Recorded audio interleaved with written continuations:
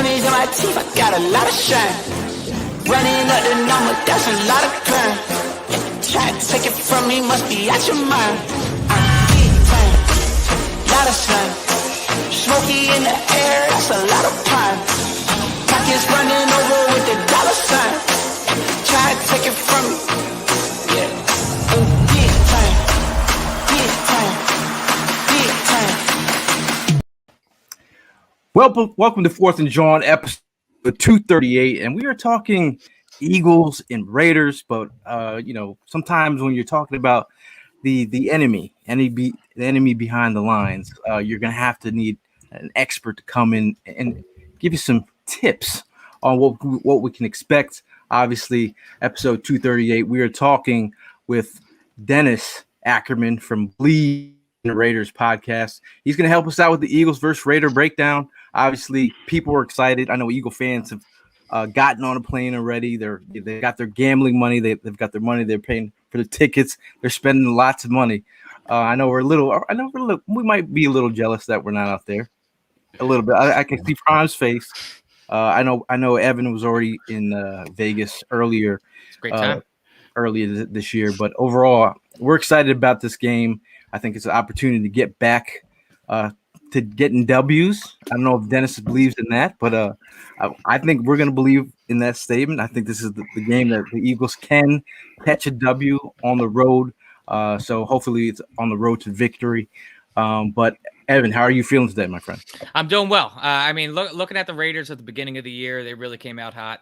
But the news is undeniable. It's hard to ignore what's been going on recently. I feel like we're catching them at the right time for a team that's young and struggling like our own. The Raiders have their own issues that they're dealing with as well. So for a team that is desperate for a win like the Eagles are right now, I think Las Vegas is the spot to get it this weekend. Man, 10 days, man. 10 days too long. I'm feeling good, feeling great about this week. Feeling a little jello, the fact that we didn't make the Vegas trip. But hey, it is what it is. Nothing like being comfortable at your home as well. Looking forward to this matchup, man. Like Evan mentioned, it's the perfect time to catch them in the position that they're in. So I guess the reason why I'm feeling so amped up about this weekend as well, because I'm really having a good feeling that this is going to be the turnaround, man. To an extent. I just want to make sure we're clear on that. But we might finally go ahead and get things rolling in the right direction, and it couldn't be a perfect time against a team that's again, like Evans mentioned, started off hot, but we got them at the best time, and we got to take advantage of that. Now the best time to figure out what the Raiders are and who they are and everything that they're cracked up to be. We're bringing in Dennis Ackerman from Bleav in Raiders podcast. I know your co-host Stanford Rout is not with you, but you are representing today. How are you doing today, Dennis?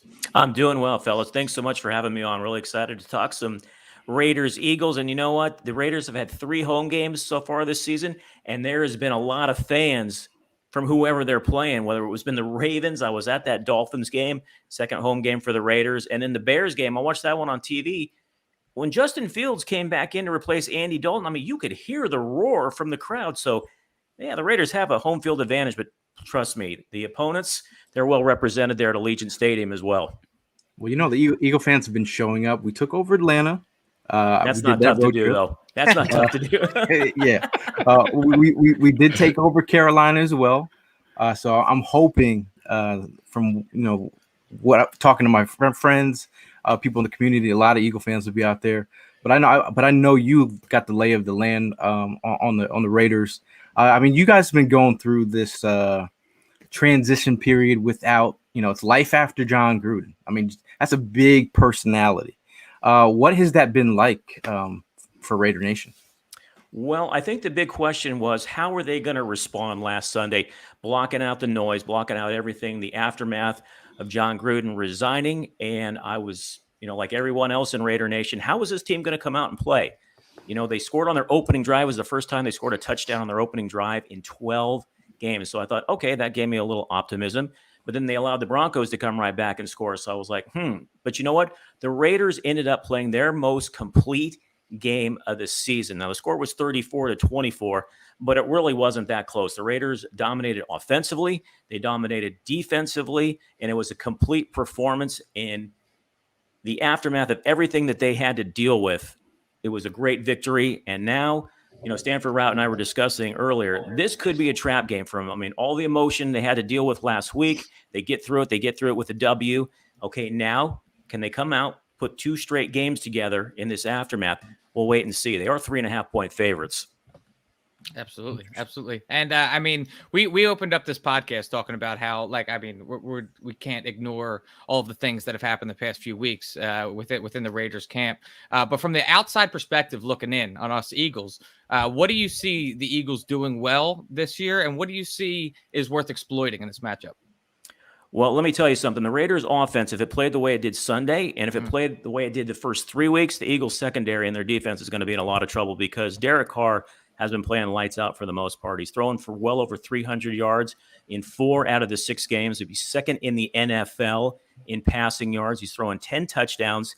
And the emergence of the second-year wide receivers, Henry Ruggs and Bryan Edwards, has given that offense a completely different dimension. They're both averaging, there's Henry right there. They're both averaging well over 20 yards a catch. And I Bleav Ruggs leads the NFL in yards per catch. Now, these guys last year, they were hurt a lot. They were unavailable. Carr wasn't able to develop that kind of chemistry. But through the first 6 weeks so far this year, it has been fantastic. And they've opened up the offense. Al Davis looking down from above, loving that long ball that Derek Carr is connecting with Edwards along with Ruggs.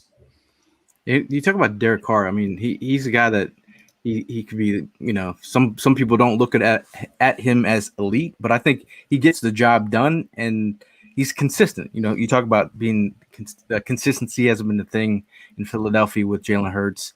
He has some up games, some down games, but Carr has been carving up defenses. I mean, just talking about these soft zones where, the defense that we're throwing out there isn't, they're playing zone a lot. I think, with a guy like Carr, he could definitely find all those soft spots. Derek last year threw for over 4,000 yards, 26 touchdown passes, less than 10 interceptions. This was going to be year 4 in the Gruden system with him. And like I said, he started out very well against against the LA Chargers. I still want to call him San Diego these days. And against the Bears, he really struggled. But the entire offense did. They only scored 23 points combined in those 2 games. But if you can give Derek time, and the offensive line has been an issue. Now, they played well on Sunday against Denver, and Derek put up big numbers. But if the offensive line can give him time, he can carve up a defense. And he has proven that week after week. And you can look at the numbers. Like I said, I think he's second in the NFL in passing yards to Tom Brady. But it's when that offensive line breaks down, that's when you see Derek will struggle. But I don't know any quarterback that, plays well when he's under duress. They blew up the offensive line in the offseason. They got rid of starting center Rodney Hudson. They traded away Gabe Jackson, their starting right guard, and they traded Trent Brown back to the New England Patriots, their right tackle. They drafted Alex Leatherwood, another guy out of Alabama. He's supposed to be their starting right tackle. He started there the first 4 games. He struggled so bad, they moved him to right guard. In his first game against the Bears, he struggled there also. But last week against the Broncos, he was fantastic. Brandon Parker stepped in now at right tackle. Richie Incognito, 38 years old. He was supposed to be the starting left guard. He has not even played this season, so their line has been makeshift week after week. But last week, they really played well. And like I said, when they can protect Derek Carr, he is going to pick your defense apart. Absolutely. And speaking in, you mentioned all the trades that the Raiders have made in the past year or so.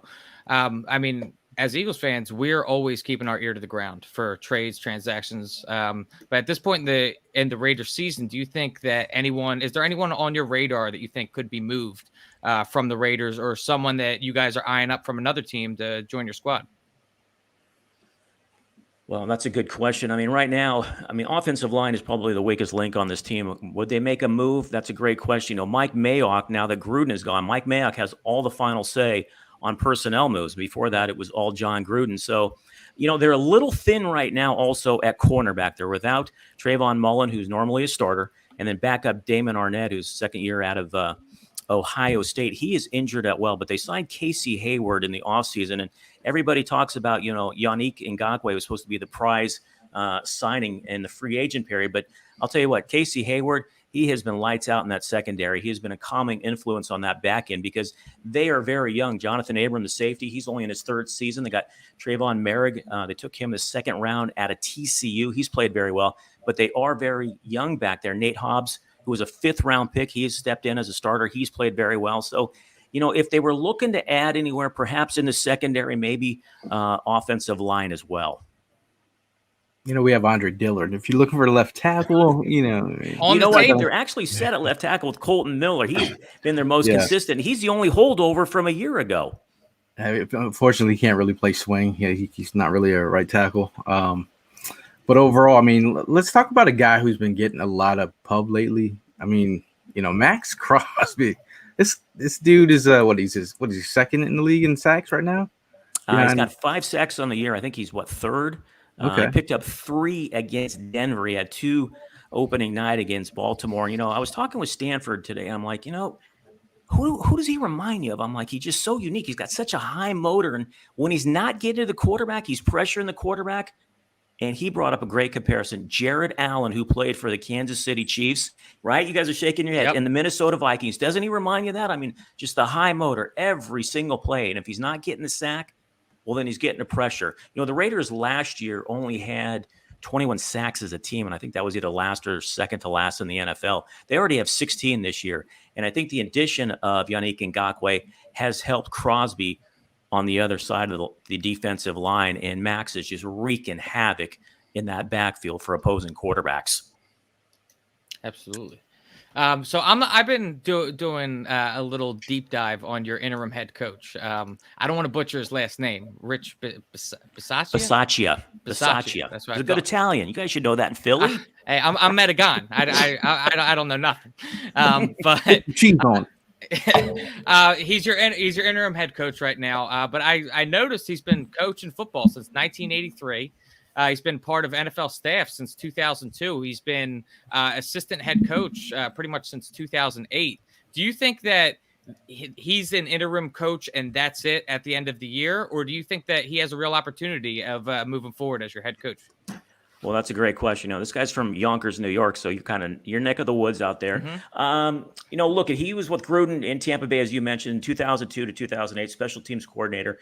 Then in 2012, he became an assistant coach, special teams coordinator with the Chargers, with the Cowboys, and then when Gruden came back to the Raiders for his second stint, Bisaccia came with him. So he's got assistant head coaching experience. Now, look, if they can continue to win and if they can make a playoff push and they can actually make the playoffs, then yes, I could definitely see them. Hey, the system's in place. He's the head coach. Gus Bradley's the defensive coordinator. Greg Olson takes over play calling duties. He was actually the offensive coordinator, but as we all know, Gruden was calling the plays and Olson was just suggesting.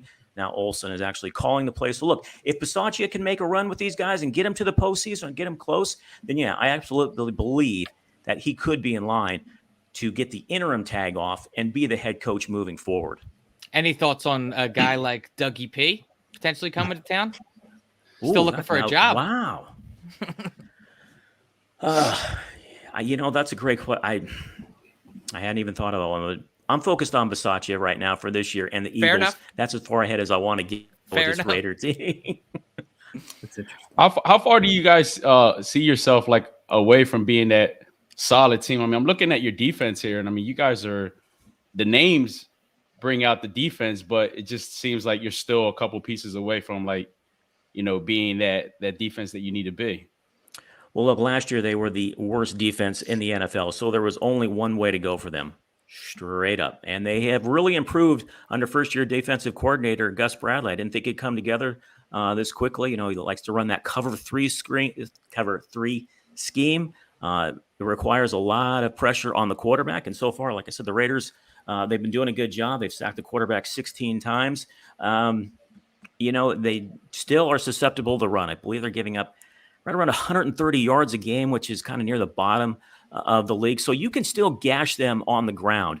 They picked up three interceptions last week against Denver, so they have about 7 or 8 turnovers for the season. But they're susceptible to giving up big chunks of yardage on the ground. But look, if the Raiders' offense can continue to put up big numbers, And the opponent's going to be playing from behind. And usually when you're playing from behind, you're putting the ball in the air. Now, the thing that's been talked about in Philly, I'm going to bring up a graphic. PFF put it out of a quote. Now, I think we all can connect with it as Eagle fans. We've got to get the ball to Miles more. And in terms of your defense and not being strong against the run, I think this is the perfect opportunity for Nick Sirianni to spark up the run. I mean, it's been a constant battle amongst fans every week to get him some touches. You talk about against the Cowboys, he had 2 touches. Overall, I think he's got 57 touches on the season. I think he's right around 32nd in attempts. Every time the offense sparks late in the game, it's due to some chunk plays from Miles Sanders. Do you think this is the game where the Eagles can ignite the run against your run defense? Oh, I definitely do. And I was looking at that also. I was like, what? He's only touched the ball like 29 times the last 3 games. It's just like they're not getting him involved in the offense. And I was looking at his numbers and I was like, well, that's kind of a head scratcher because like you just said, and like I said, the numbers kind of bear out that, the Raiders can be had on the ground. So, if the Eagles can get the ground game going and they can stay with it and they can be successful with it and they can chew up yardage and they can chew up the clock, then that keeps the Raiders offense on the sideline, which the Raiders offense, that's the best part of their team is, they can go out and put points on the board. But yeah, that's one of the way the Bears beat them. The Bears did it on the ground. The Chargers did a wonderful job on Monday night as well. They got out to that 21-0 lead because they were able to run the ball, which set up the pass with play action pass. Now, I know you guys don't do a lot of play action pass because of what Jalen Hurts is in shotgun 95, 99% of the time. Pretty much. So, but yeah, that's where the Bears got him, and that's where the Chargers got him. They were able to run the ball, and then that set up the pass for him, and they were able to keep the Raiders offense on the sideline. Like I said, the Raiders offense and their 2 losses combined for just 23 points. And then last week they rebounded to put up 34 on that Denver defense. Yeah. You got 2 studs on your side of the ball as well. I mean, Josh Jacobs and Kenyon Drake. I was reading that you guys are finally, starting to get the collaboration with these 2 going. Like intel wise, just for this weekend's game, I mean, do you see them being a threat, going up against our run defense? Well, look, the Raiders have struggled with the running game, and part of that's been the offensive line, which I mentioned earlier. Josh has also been hurt. He's missed a game. He's been banged up a little bit. He's finally healthy. He did rush for about 60 yards last week. And then Drake, Kenyon was kind of MIA the last couple of games, and I don't know if it was Gruden not getting him involved, but he had 2 touchdowns last week on a pass and then a run as well. So I think the Raiders, Greg Olsen in particular, now that he's taken over play calling duties, he wants to get these 2 more involved. And when the Raiders can get the run game going, that can set up play action pass for Carr. And that's when Carr is really dangerous because that's when he can take his shots down the field, looking for a Henry Ruggs. Darren Waller can get down the field as well. You got Hunter Renfrow underneath, and then Brian Edwards also. There's my man, Hunter, out of Clemson University. No more Mr. Third Down. This guy's an every down wide receiver, and he's very underrated. He is really good. I mean, he's a scrapper. I mean, coming out of Clemson, I was like, this guy is going to be one of those dudes who's going to be a scrapper, and he's going to be a technician. And he's actually been that dude, and he's refined his game. And just like you said, he's not just that dude. He's an every down guy, and I feel like just overall looking at the Raiders' offense and the weapons that you have, I feel like you guys are gelling at the right time in terms of we all know what Darren Waller is. I think the ability with the long ball with Henry Ruggs opening it up and taking shots downfield. I think that's great for your offense. I love Brian Edwards. He's got the great size. And then the running game. You got some solid running backs in the stable. I just think if I'm looking at in terms of weaknesses, I just talk about the offensive line. I think that's your offensive line versus our defensive line. I think we should be able to do a good job with the run. I feel like, but when you talk about weapons, you guys have some versatile guys that's really kind of like Swiss Army knife. Like, what kind of weapon do you want to carve us up with? And you have a quarterback who is accurate with the football. So, I mean, at the end of the day, and the thing about the Eagles, whether it's offensively or defensively, we are showing our cards. Talk about gambling and go to Vegas. You don't want to show your cards. And with the way that our defense is set up, we're pretty much showing what we're doing. The way that our offense is set up, we're pretty much showing you what we're doing. So, I think overall, if I'm thinking of where we have the competitive edge, I think our defensive line should eat this week. Yeah, I'm sorry. I'm curious to know about Mariota. I see that he's come back, and like, is it like part of the scheme with bringing him a few plays to go ahead and catch us all surprised? Because I mean, I think the last time I remember, he had that one for 31 yards, and then that was the one where he got hurt as well. So, like, is that like pretty much the game plan to utilize him in that position? Well, he was hurt during all of training camp, didn't play in the three preseason games, and then, like you said, he makes one appearance against the Baltimore Ravens on Monday night, rips off a 31-yard run, and then he gets hurt again. And then last week was the first time he's been active. So, I think they had a package for him when John Gruden was the coach. Now, has that changed since Greg Olsen has taken over? Well, it's yet to be seen. But I was, hammering. I wanted to see Mariota in the red zone, because that's where the Raiders really struggled last year. They would get down there and they would have to settle for field goal after field goal. And I just thought, Mariota can come in. He can give the offense a different look. He can throw it. He can run it. And I think that might have been the plan under Gruden, but now that, like I said, that Olsen has taken over, I think you might see him more in the red zone than what we saw on Monday night against the Baltimore Ravens, because he is a dual threat quarterback, and it just gives the defense something else to think about if he can come in, replace Carr, and see what happens. Talking about your Gail, I have a quick question for you. Just I'm looking over your shoulder. I see all those Eagles legends. Which one is your favorite? I got Randall. How about this? Randall. I'm going to name them all for you. I can't even see. Oh, I was Randall Cunningham, Jerome Brown. Oh, wait, there's more. Jaworski, McNabb, Reggie White, Westbrook. 15 is Van Buren. Oh, okay. That's a little bit before my time. Oh, Bednarik? Yep, Bednarik. Who's your favorite of all those? I'm gonna have to go with Cunningham. I think I know the answer. Yeah, we already knew the answer. You said it in the very beginning. He's got like 5 Cunningham jerseys. I'm a little Cunningham stan. That's the one guy that I don't know if I could get through an interview. But I mean, overall, I mean, this is a lot of Reggie White. Reggie White was amazing as well. Did you know Randall Cunningham is the Raiders chaplain? What was that? Randall Cunningham is the Raiders chaplain. Did you know that? Are you serious? We didn't know that. Yeah, he is. Oh my Randall God. lives in Vegas. He's out Randall in Vegas. retired. Oh my God. He lives in Vegas, and he's the Raiders chaplain. Yeah. Wow. We should have went to Vegas. I totally forgot. Now, Gil, right?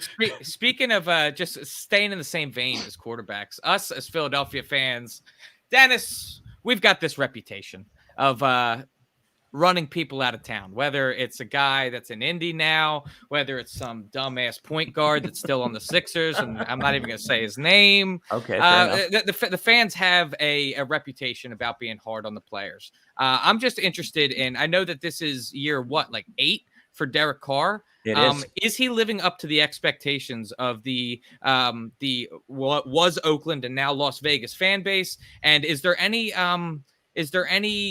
push on his back right now, or like any sort of hot seat for? I mean, he's played well last year, but I'm saying like, the lack of overall playoff appearances. You know what I mean? No, I do. Look, like I said, this is his 8th season.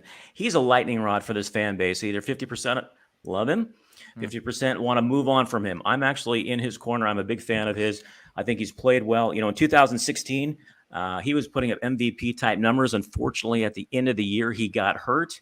He came back in 2017. He did not play well, but the Raiders didn't as a team either. They were 6-10. And then look, they have had just the worst defenses over the last 3 seasons. Now, the guy can't play both ways. He can't play quarterback and then go on the other side of the football and play defense. It just ain't going to work. So, I do. He's got this year and then next year, and then he's a free agent. So, look, if they don't make the playoffs this year, I don't know if they would go into next season with him in a lame duck year. I don't know. We'll have to see, and especially with Mike Mayock now taking over personnel moves. Derek's put up huge numbers so far this year. I think he's one of the more accurate quarterbacks in the league. I think he is definitely the team leader. He is the main man inside that Raiders locker room. He stood up last week. He took all the questions about Jon Gruden. Owner Mark Davis was nowhere to be found. He left it up to Rich Bisaccia, Darren Waller, and Derek Carr to answer all the questions. And Derek stood up there for 15, 20 minutes. He said, "Look, I love Jon Gruden. I don't love what he said. I don't stand for that." But he went up. He showed that he is the leader of this football team. And look, he is the reason why they're 4-2 with the numbers that he's put up in the season he's having. I'm not going to talk MVP because I think it's absolutely ridiculous that people talk MVP and it's only week 7. I can't stand that. Let's talk MVP when it's week 11 or 12, getting towards the end of the season. But you know what? I think Derek's a good quarterback. I really do. And, whether they make the playoffs or not, I think that's going to determine his long-term future with the Raiders. Now, looking at the last 5 opponents that you played, you talk about Pittsburgh, you won 26-17. You beat Miami, in overtime, 31-28. Then you caught an L versus the Chargers, and you caught an L versus Chicago, and then a win against Denver. Do you believe that the quality opponents? Do you think are the Raiders who we think they are? Or do you think they're going to plateau at some certain point? Well, look, what's the old adage? You play who's on your schedule. I mean, nobody thought Baltimore would be 5-1. Their only loss is to the Raiders on that Monday night game in overtime. So the Raiders actually beat a very good Ravens team. Now, I know the Steelers aren't who we think they should be. Granted, I get that. The Broncos 3-0. That was everybody knew that wasn't real. Now I think they're on their way to their 4th straight loss here this evening. They beat Miami. Did they make it harder on themselves than they should have? Yes. Should have that game have gone to overtime? No. But the bottom line is, like players will tell you, it's hard to win in this league. And whether if you get a win ugly or if you get a blowout win, however you get the win, as long as you get the win. I mean, they have the Eagles. They still have the Giants. They still have the Cowboys on their schedule. They still have to play the Chiefs twice. I know Kansas City's down a little bit right now, but division rival games, and it's Kansas City. It's Patrick Mahomes. I'm not going to count them out until somebody knocks them off. I still have the Chargers one more time and the Broncos one more time. So, they still have some tough games on their schedule. And let's see if they can continue to put up some W's. And, and look at the Washington football team wasn't apologizing to anybody for going 7-9 last year and winning the NFC East, right? Yeah, exactly. So just thinking about the actual venue of this stadium in Las Vegas, I'm interested to know. You covered them while they were in Oakland as well, right? What is the game day like in Oakland versus Las Vegas? Could you just set the scene for all these Eagles fans that I know are going to be making the trip out to Las Vegas? Well, it's night and day because in Oakland, the tailgating scene, I would put up there. Probably top 3. I would have put up Kansas City and Green Bay and Oakland. It's a huge parking lot, so there's plenty of tailgate. Okay, Phil, I'll throw you guys in there. Just a courtesy bone. There you go. Oakland was a very middle class type of crowd. It was very rowdy. They were into the game. They would sell out. It was just all about the Raiders for those 3 hours. And I know they didn't win a lot, especially since 2002, but you know what? The Raider fans showed up and they were loyal and they were faithful. And it breaks my heart. They couldn't get a deal done in Oakland and they relocated to the desert. I did go to Allegiant Stadium. I'm kind of old school, guys. I don't like going inside to watch a football game. It is not a retractable roof. Now, where they have the Al Davis torch, that window does open up, but I don't think they've opened it up for any games. Now, barring the roof and going inside, it is a wonderful facility. It's still grass. Like I said, I'm old school. I like no the grass. Baseball field. Pardon me? No baseball field. No baseball field. No, that's true. No dirt. There's no dirt. And they've done a wonderful job. It's great sight lines. You tour the. They have all the Raider players who are in the Hall of Fame, so you can walk around. You can see that. So they really, really did a nice job of it. It's a beautiful facility, but like I said, man, Vegas is a destination now, so you're going to get a lot of visiting fans, no matter how well the Raiders are doing. Yeah, and absolutely. One of my fears is the Raiders put together maybe 2-3 straight losing seasons.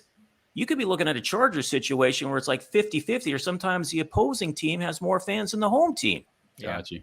For sure. The black hole, like, is there a big difference from where it was at in Los Angeles and in Oakland compared to how it is in Vegas? Well, the black hole actually started when they returned to Oakland in 1995. And look, my family had season tickets before and after in Oakland. So I went to quite a few games, also worked quite a few games working for some networks, NFL Network, CNN Sports, Fox Sports. So I would able either work-wise or fan-wise, I attended a lot of games at the Oakland Coliseum. You go down in the black hole, and it's all about the Raiders. It's, and there's people from all walks of life, and they don't care about anything else. The only thing they care about is the Raiders winning. And unfortunately, they didn't do a lot of it. They're just so passionate. All they wanted was a W, and that's the only thing that mattered. And unfortunately, they just couldn't do it enough. Especially since 2002. Yeah, they're definitely passionate. I give you that. And one of my biggest goals in life was to attend a Raiders Eagles game and be that one guy in the middle of the black hole. Did you do it? That's never going to happen. Oh, okay. I know that ain't who I think it is. A confession that I have to make to the show, because I mentioned this before, but I was a Raiders fan back in 87. Bo Jackson, This is the first time here. Todd Christensen. Oh no, come on, stop. I mentioned it. The reason why is because I was a big fan of Tecmo Bowl on Nintendo, and the Raiders you zag with Bo Jackson? Raiders were the bomb team to have on that game. You could have been whatever fan you wanted to be, but come on, all day, any day, you're gonna go ahead and play with those Raiders. But do you see I guess I'm just always curious to know that that's a big move from having all those fans in Oakland and then moving to Las Vegas. Do you see a lot of people went with the team, or do you see it just lost a lot of its fan base? Well, I know for a fact that 7,000 people who had season tickets in Oakland got season tickets in Las Vegas. Now, when I went to the Dolphins game, the people around me at a Raider game, you stood the whole time. It doesn't matter what it was, the first quarter, second quarter, third quarter, fourth quarter. You stood the whole game, and you made as much noise as you could. Now, I'm going to Vegas, and I'm standing up, and everybody in the section around me sitting down. And I'm like, well, you're at a football game. Stand up. What are you doing sitting down? Make some noise, especially, the Dolphins got the ball on offense. Get loud. And the only time they would get loud is, when Crosby started to whip the crowd up with his hand and Ngakoue. And then here's the thing that I couldn't figure out. When the Raiders got inside the red zone, that's when the stadium got louder. And Derek Carr is constantly having to tell the crowd, settle down, quiet down. Offense at work, be quiet. So it's definitely a different crowd. I talked to, some of the people in the section, and there wasn't anybody from Vegas. Everybody was from out of town, whether rooting for the Raiders or the Dolphins. So that kind of gives you a little bit of an idea. Look, it's an entertainment town. They just got the NHL a few years ago. They got spoiled, by the Vegas Golden Knights, who've made a couple of runs to the NHL Stanley Cup final. And now they finally have NFL, and they got to learn, the nuances of the game. UNLV football ain't cutting it there. So I see everybody's coming at me. Let me make this thing very clear. The man just said it himself. It was an entertaining team. I was entertained by them, all right? I wasn't a Raiders fan. I was just entertained by them. This guy's a fraud. Come on, man. Fall back. Stop playing. Hey, look, the Raiders have one of the most iconic jerseys in the NFL. That's silver and black. I'll put that up against the Packers, the Steelers, and the Bears, right? Yeah. Cowboys. Cowboys are iconic as well. So it's easy to like that. I'm sorry. I'm just, okay. I'm sorry, but it's easy to like that silver and black, that look. That's just so classy. And so you mentioned about Max Crosby getting that crowd hyped up. Is he that guy on your team? Like on the Eagles, we have guys like Fletcher Cox, Brandon Graham when he's healthy, that are like the heartbeat of that team. And they are not only leaders in the locker room, but they're also like favorites in the fan base that are out there and are able to, at the flip of a switch, are able to get the whole crowd hyped up. Who is that guy on the Raiders? Is it Max Crosby? Oh, without a doubt. Yeah, they absolutely love Max Crosby. You know what? He was only in Oakland for 1 year, and he was already becoming a fan favorite there. I mean, he looks the part of a Raider. Max Crosby's like 6'6". He's cut. He's lean. He's got the tattoos everywhere. It's a throwback to like the John Matuzak, guys like that, like Howie Long. He just looks the part of a Raider. So it's definitely Max Crosby, Ngakoue. Definitely, I put him up there. You know who else, especially when he's putting some good licks on some running backs, is Jonathan Abram. He can get the crowd going as well. And offensively, Darren Waller. I mean, he's one of the most exciting players in the NFL. He's probably top 2 in tight ends, just behind Travis Kelce from the Chiefs. Yep. He has been a guy that has really rose through the ranks very quickly in his career. I mean, coming out of the draft, I was looking at Abrams and just his willingness to hit somebody for no reason. I just love that his aggressive nature and his play style. But there's a comment on Facebook. Joe says, honestly, people see Gruden leaving as a problem. I see it as a great thing for the Raiders. Do you agree with this sentiment here? I mean, and can you speak to this conspiracy theory of, like, you know, they owed him like $60 million left in the tank? So I mean, I'm in on that conspiracy theory. I mean, speak to it. Okay, so the first thing, the contract, yes, it was 10 years, reportedly $100 million. This was just year 4 of that deal. So look, this thing blew up in Mark Davis's face. There's no other way to frame it. So, you know, but he resigned, so they don't owe him the rest of that money, and that's a huge financial break for the Raiders. Now, in terms of personnel, you know, John Gruden was the GM for the Buccaneers, and that didn't work out too well. I think they missed the playoffs 3 out of the last 4 years after he won a Super Bowl in his first season. He has made a lot of questionable personnel moves with the Raiders. The draft, you know, he traded for Antonio Bryant. Well, we know how that turned out. A lot of his free agent signings have not worked out. Cleve Farrell, who was a number 4 pick just a few years ago, he can't even sniff the field right now. Now he did do well in the lower rounds. You know, talk about Max Crosby, 5th round pick. Hunter Renfrow, I believe, is a 4th or 5th rounder as well. So in the lower rounds, they've hit home runs, but up top, not so well. Now, Josh Jacobs is done. He had a great rookie campaign. His last 2 years, maybe not so good just because of the health. And he's due a contract extension, and that's a big question mark whether he's going to get it or not. My thing with Gruden as a coach, I always thought he was a little bit too conservative. One of the things he would like to do, as soon as the Raiders got a lead late, 3rd quarter, 4th quarter, whether it was 10 points, 2 touchdowns, oh my goodness, he would play not to lose offensively, and he would try and rely on his defense, which was one of the worst in the NFL the whole time he was there. So it was a philosophy that just wasn't working, and it just seemed like he was so stubborn, so set in his ways, he wouldn't change. You know, the red zone woes that they had the whole time he was there, that's because, I mean, it was so easy. You knew everything he was going to do once they got inside the red zone. They, you know, 3 tight ends or 1 running back and a wide receiver, and he'd run it right up the middle. He'd do it 2 times in a row, and then they try to roll out on 3rd down, send out the field goal unit. So I think fans got very frustrated with those 2 things with him. So look, they did open up the offense against Denver. They weren't conservative when they got ahead. They threw the ball on 3rd down. They had a lot of big hits to Edwards as well as Ruggs, and they kept attacking. That's something you just wouldn't have seen under John Gruden. We'll see if it continues under Greg Olson. So I can understand some of the frustration with the fan base in terms of the personnel and his coaching philosophy. So I do understand where they're coming from. I do. And coming from the player perspective as well. I mean, I saw Josh Jacobs had made a statement, and he said that just playing under Bisaccia it's a completely different vibe than under Gruden. There's a lot less stress going on the sidelines. If a player were to mess up, it's just kind of going on to the next play, and that doesn't linger. Can you speak to that at all? Well, okay, he says that, but look who he played for in college at Alabama, Nick Saban. You think Nick was a saint on the sideline? No way. Right, he was probably worse than Gruden. 100%. So, I understand where Josh is saying, look, somebody might have asked him, compare Bisaccia to Gruden, and I'm sure it is night and day. Gruden was this. Gruden was the face of that franchise. He had so much power. Yep. He had this long-term deal. I mean, when you thought of the Raiders, who was the first person that came to your mind? John Gruden. When you think of the Steelers, who's the first person that comes to mind? It's Mike Tomlin, the Patriots, Bill Belichick. You don't think of a player with the Raiders. Maybe now you do, but before you thought John Gruden. Yeah.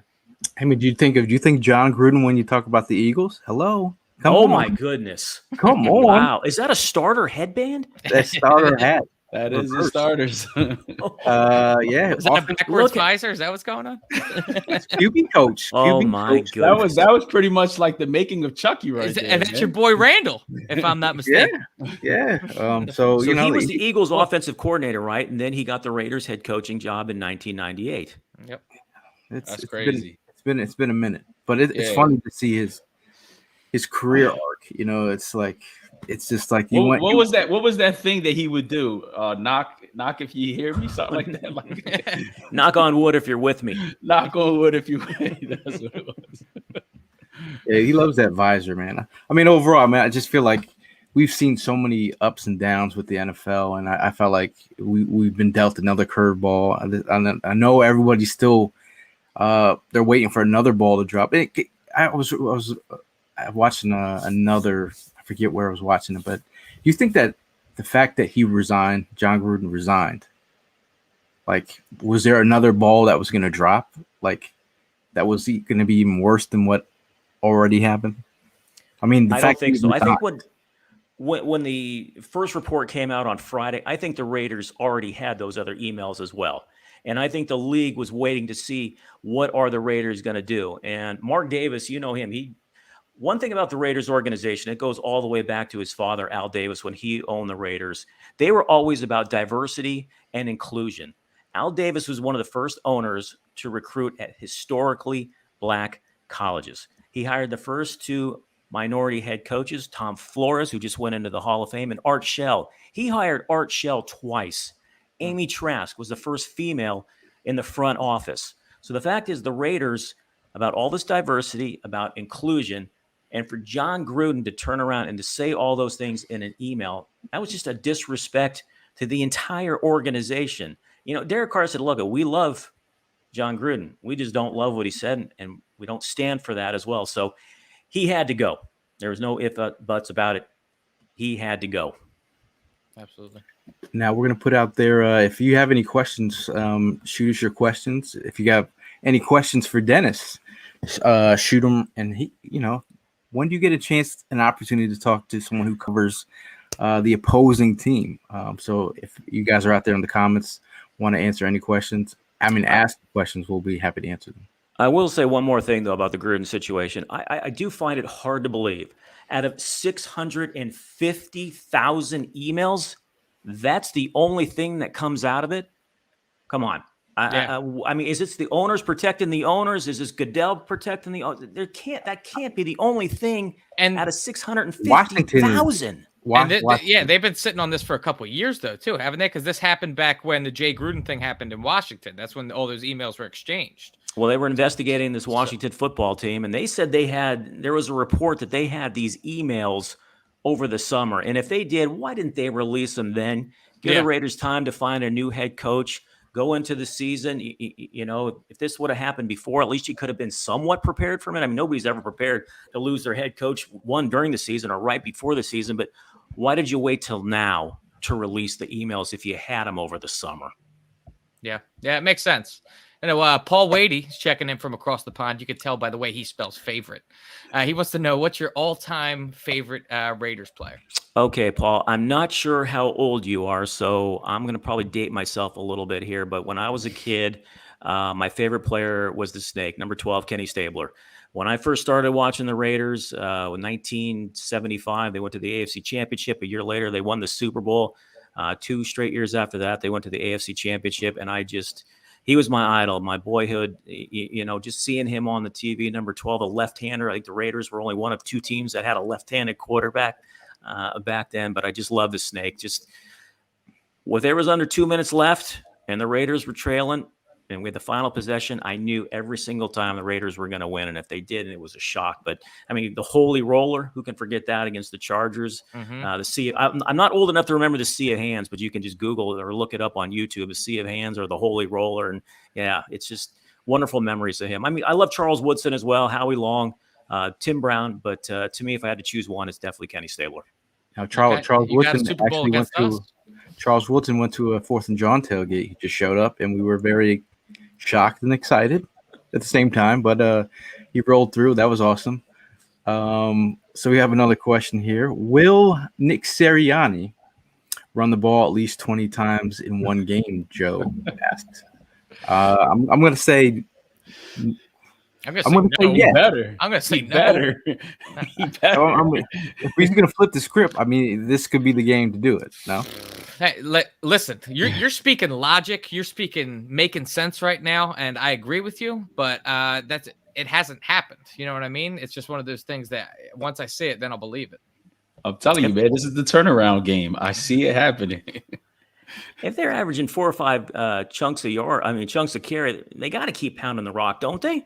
You would think. You would think. Yeah, you would think. Now, Terry says, I have Sanders as my fantasy football running back. Can you get me some points? Again, we just mentioned that Sirianni has made it. He's spoken into existence. He said the words that you want to hear. We've got to get him the ball. So if you're taking his words to heart, there you go. Maybe. Maybe. Will says got a score prediction, blowout or competitive. We'll start with our guest first, Dennis. Okay, the Raiders really don't blow anybody out. I mean, I'm going to go Raiders 27-17. Interesting. I put out Next? Yeah, I'm sitting here thinking, Dennis, I don't like to give out scores because I believe when you put it out there, it happens. So like last week, I said 35-21, the Bucks are going to win, and my team lost 28-22. I just think it's going to be. I feel like it's going to be a close game. I do think that the Eagles will pull this one out. I don't have a score prediction, but I think they'll win by 4. Think they win by 4? I think it's going to be a pretty defensive game. I know that Derek Carr. I know that they're able to connect deep downfield. I know that Henry Ruggs and Edwards. They're like 2 of the deepest threats in the game right now. But I'm kind of hoping that our corners are able to keep them in check. So I'm sitting here. I'm in the same sort of boat. I'm in a 21-17 Birds win. Can I respond to Mark Bird right here? He said, I did Jim Plunkett and Rod Martin for years. Let me tell you why. Because Jim Plunkett threw 3 touchdown passes in that Super Bowl, and Rod Martin picked off Ron Jaworski 3 times in that Super Bowl. And I thought Rod Martin should have been MVP and not Jim Plunkett. So, Mark, I understand why you hated those 2 Raiders. I got some stats on us. A little nugget for you. I went to the Raiders-Eagles game. I think was it Nick Foles who threw 7 touchdown passes? Yeah. I remember that. Like goodness. Just in case if you didn't know, those shoes, that jersey is at the Hall of Fame. I saw them. Just so you know that 1980 Super Bowl, he's got it, bro. I was old enough to remember. That was the Raiders' second of their 3 Super Bowl victories. I see a lot of homerism in the comments here. Yeah. I don't know. We have this is the Eagles, chat here right now. But you should be picking your team. 3-0. That's a low scoring, boring game. That's a baseball game, honestly. Yeah, I don't know, man. Like I'm now at this point in time. I'm kicking myself for not being in Vegas right now. Oh, I mean, the next time the Raiders as soon as you heard it, it'll be 8 years since, because the next time they'll meet in Philly and then back to Vegas. So it's going to be 8 years before you have another opportunity. Yeah, and I doubt Randall Cunningham's going to be the chaplain in 8 years. So. It was the Randall thing that put me over the edge. I was like, I know. Holy and shout out to his daughter for competing in the Olympics as well. No way, really? What event? She was a high jumper. Really? What Olympics? This is past Olympics. Oh wow! Yeah, that's awesome. Yeah. And there's a shot of her arching, like going over the bar. It's almost there's like the same picture of Randall Cunningham jumping over the goal line. I had posted that earlier, but yeah, I totally wish I was out there. The Randall thing got me. I was like, I could have got baptized or something. I was baptized by Reverend Randall. I really think the game on Sunday is really going to come down to that one mistake. And I hate to say it, Dennis, man, but I think Carr is going to go ahead and be that one to make that mistake, man. What do you guys think of Jalen Hurts? I'm curious. Still out on him Yeah. right now. I Yeah. said at the beginning of the season that I want to give him the full year, and I'm still willing to give him that full year. He's shown flashes of being really good, and he's also had me scratching my head. So I think it's one of those things where I want to get the full sample size, see him for the entire year, and then we can make our judgment. We've got 3 first-round picks going into next year. So whether we end up moving those picks and packaging to get not a free agent, or packaging to make a trade, or, drafting a top quarterback in the draft, I think that's how we assess it. What do you give up for Deshaun Watson? You give up all 3 of those picks? Nah. No? I'm staying away from Deshaun Watson. I don't think he wants to be here. He doesn't even want to come to Philly anyway. Yeah. Just going back and watching the film, I always encourage Eagle fans to go watch the film. Like, you can listen to pundits and you can listen to national media talk about Jalen Hurts, but go back and watch. I think the issues that he's having is seeing the field late with some throws. I think mechanics wise, you look at some of the throws that he's missing on. He's got like this heel click thing he's doing. If it's 3-step drop, it's boom, boom, boom, boom, throw. He's a boom, boom, boom. He'll do a little bounce, a little, heel click, and then throw. In this league, you have to be, just even like a half a second is too late. So I think, if he cleans up those things where he's the fundamentals, I mean, you can go back and watch the film where he's missing.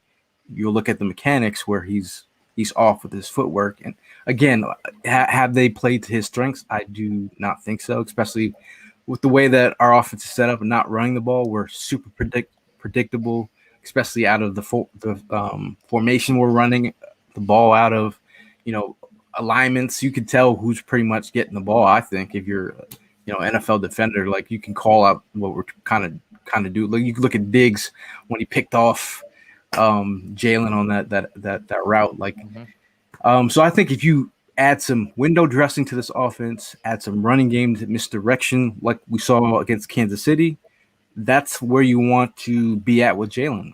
But if you leave him, predictable and one-dimensional, you're not really setting him up for success. And and if you mentioned the one-dimensional, I think that's where if they get into second, if they get behind the sticks, 2nd and long, 3rd and long, that's when the Raiders can dial up the pass rush. That's when you get Ngakoue going. Solomon Thomas, he was also a free agent signing in the offseason after the 49ers cut him. And I was like, oof, I don't know about that signing. But you know what? He has turned the corner, and he is having a wonderful season for the Raiders. You get him going, Ngakoue, Crosby, and that's where the Raiders, they dial up the pressure, and that's when they're at their best defensively. I saw this question from Drew down here. What are Jalen's strengths? We all can answer this question, but the one strength that he's a gamer. Sometimes you can see him turn it on. Sometimes the moment's not that big for him. Overall, you like his mobility. I'd like him to stay in the pocket a little bit. He's leaving pockets that aren't really muddied.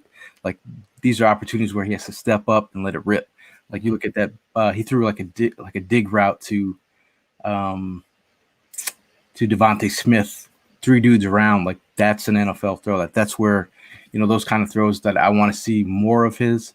I think you take advantage of his mobility when plays break down. I think that's a big strength. Him as a leader, getting these guys going when the game is on the line. Mailata talked about his ability to get them going. Next play. Forget what's going on. Just next play, make a play. So I feel like overall as a leader, that's his biggest strength. Yeah. I mean, it's the same sort of answers for me. I love his versatility. Obviously doesn't have the greatest arm strength in the world, but he can put a nice touch on the ball and put the ball in a tight window. But like Gail said, he's able to make something out of nothing on a lot of plays, on plays that break down. He's able to get positive yardage with his feet.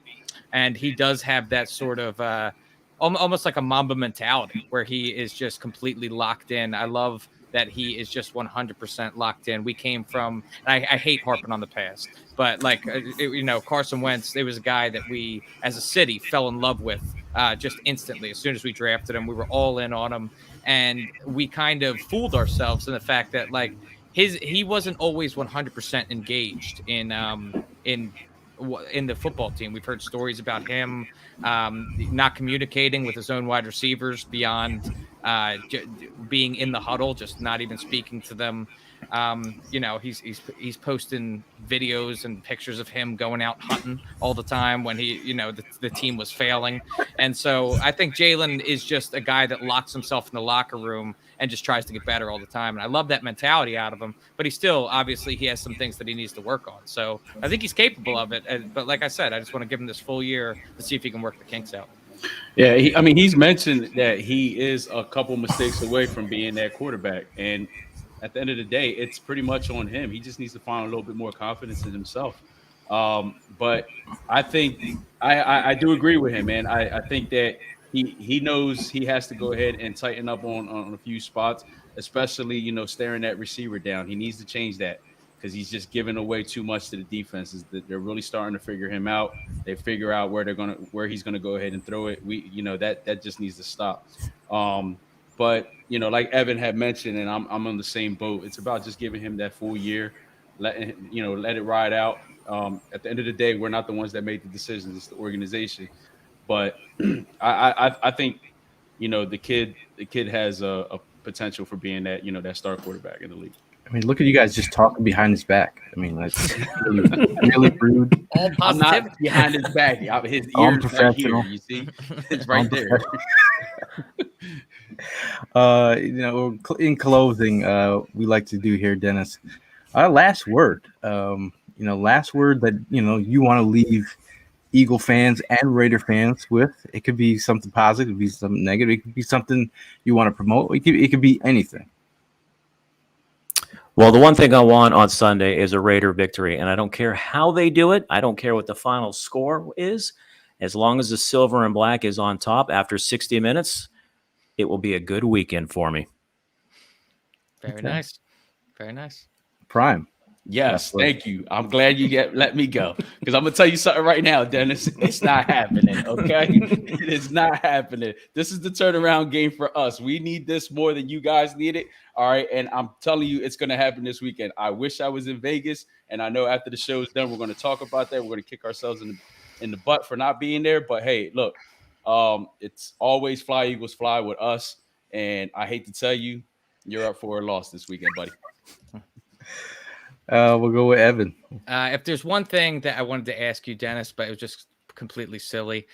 Does Derek Carr wear eyeliner, or does his eyes just look like that? Anyway, after this game is all said and done, that eyeliner is going to be running when he's in the dirt. It's going to be a tough day for him. I'm expecting a lot of sacks and Eagles win.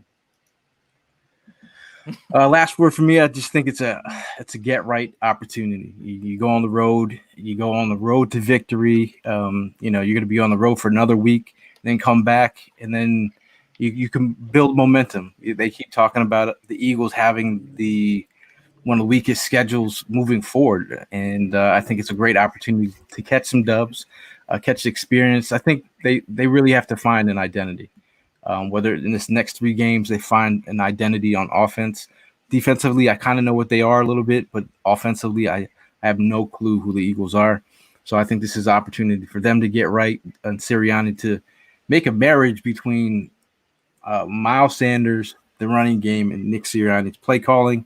I think that should be very key this week against the defense like the Raiders. But first and foremost, I wanted to really thank Dennis for coming on here and dropping some nuggets, man. I mean, it's not every day you get to sit down with another team's expert. And I thought you were awesome today. Hey, thanks for having me on. I really enjoyed it. It was a lot of fun. And love talking some Raiders and Eagles with you guys. It was an hour, but it went by very, very quickly, and had a lot of fun. Really appreciate you guys having me on. Really appreciate you stopping by, man. Welcome anytime. Thanks a lot. But for me and the guys, we'll see you guys soon. And as always, it's fly, Eagles, fly.